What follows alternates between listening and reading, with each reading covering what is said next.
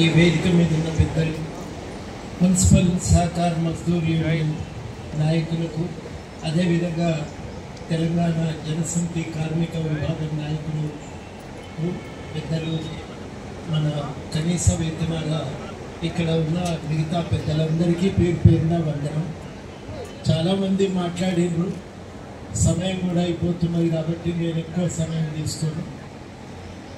ఇద్దరు పెద్దలు జనక్ ప్రసాద్ గారు, సంజీవ్ రెడ్డి గారు రావటము మహద్భాగ్యం, మామూలు విషయం కాదు. ముఖ్యంగా సంజీవ్ రెడ్డి గారు రావటం అనేది చాలా అనుభవం కలిగినటువంటి నాయకులు. 90 ఏళ్ళు దాటిన అన్నగారికి వారి వయసులో మన సంక్షేమాన్ని కోరి ఇక్కడి దాకా వచ్చిందంటే చాలా గొప్ప విషయం. వారందరికీ కూడా చప్పట్లతో గట్టిగా అభినందనలు తెలియజేయవలసిందిగా కోరుతున్నా. ఇంటర్నేషనల్ లేబర్ ఆర్గనైజేషన్ నుంచి మన GHMC దాకా అనేక స్థాయిలో కార్మికుల హక్కుల కోసం నిలబడి పోరాటం చేస్తున్న నాయకులు. ఇవాళ వారు ఇక్కడి దాకా వచ్చిందంటేనే మనకు అన్ని సమస్యలు పరిష్కారం అయితే అనేదే మనకు ఒక విశ్వాసం కలుగుతున్నది.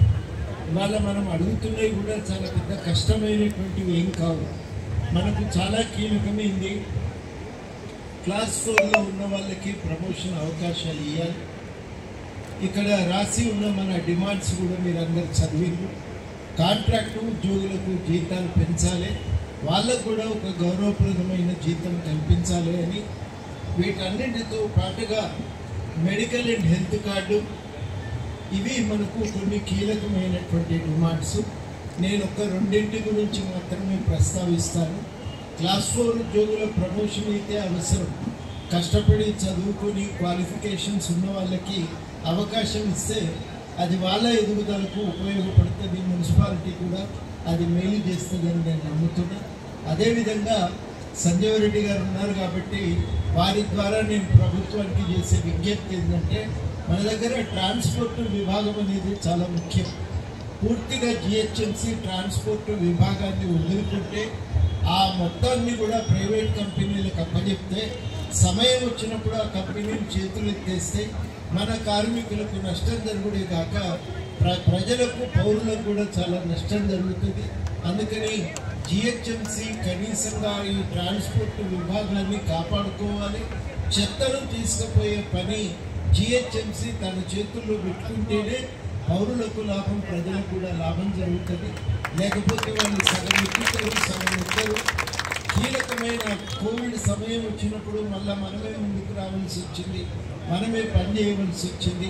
వాళ్ళని కాపాడాలి, ట్రాన్స్పోర్ట్ విభాగాన్ని కాపాడాలని చెప్పి మనం కోరుతున్నాం. అదేవిధంగా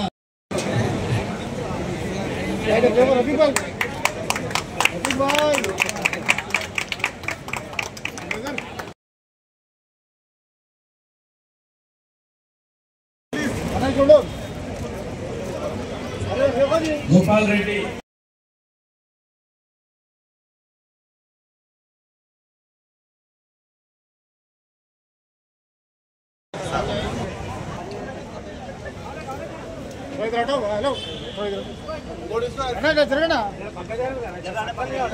ఫోటో రాదు.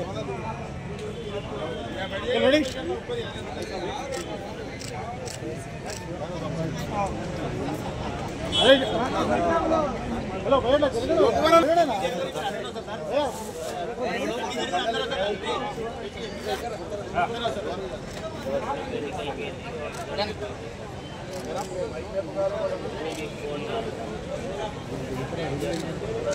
రైట్.